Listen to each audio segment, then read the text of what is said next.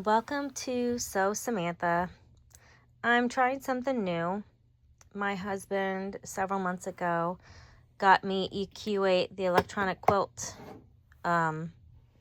program, and I put together a little house and I decided to make it foundation paper pieced, so FPP.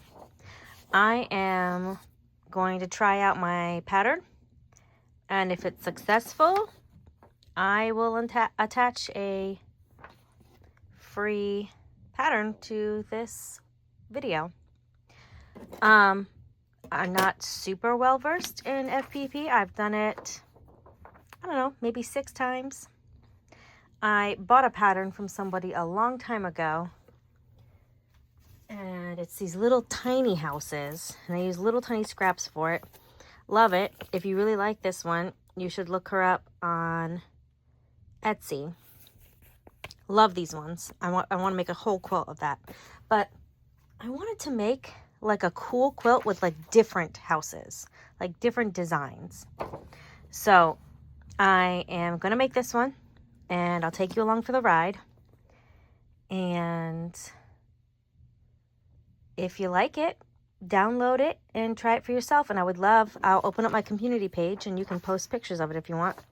My plan is to design probably somewhere between 6 to 12 different houses, and then make them in a variety of colors, and even make like a park, like maybe just like a bench and a tree or a couple trees or something, and just mix it all up and make like a whole neighborhood quilt someday, just with like scraps and like random fat quarters I have.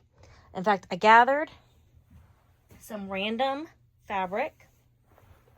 I'm going to use this one for the sky. I'm going to use this one for the windows.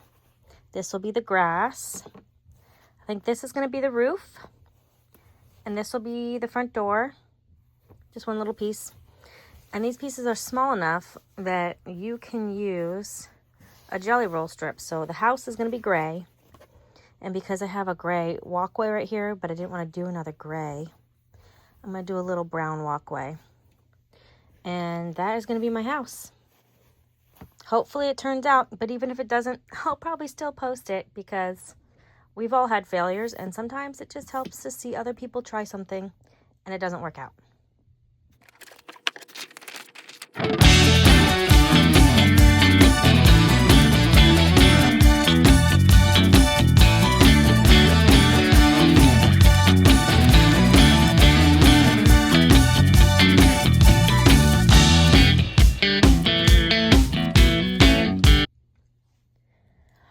I just want to pause here and mention really fast, if you've never done foundation paper piecing before, there are tons of YouTube videos that will probably teach it way better than I can, especially because these are really tiny pieces.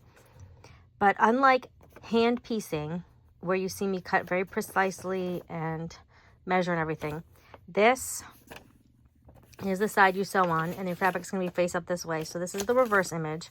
But also, you don't have to be careful about cutting around those lines when you start. You want to use those little dotted lines to trim the fabric down after you've sewed the whole thing. So that's why I did a rough cut, and I'm going to use my rotary cutter to trim them all down before I sew them together, like all the pieces together. So this is obviously the door, and this is the top. You didn't really get to see it. So here's the door.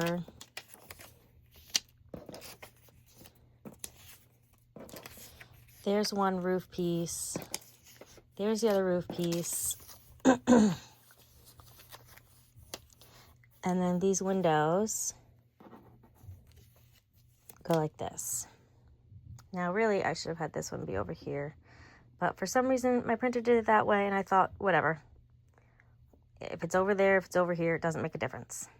Okay, so this is the general look of the house. It's a 2-story house.